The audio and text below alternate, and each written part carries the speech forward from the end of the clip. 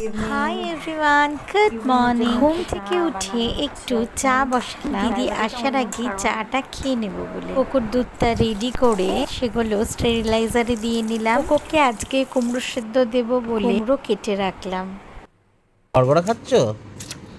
এই পাম্পারটা চালানো হয়েছে, ইলেকট্রনিক পাম্পারটা, আর ওখান থেকে হাওয়াটাও খায়। খুশি খুশি মানে খুশি। গড়গড়া খাচ্ছ ঠাকুর দিদির মতো।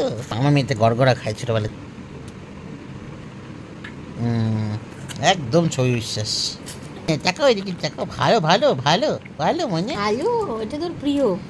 এই পাইপটা থেকে হাওয়া বেরোয়, হাওয়া বেরোয় আর ও খায়। এখন তো নিজে রীতিমতো অন করে মানে গড়গড়াটা চালু করে খায়।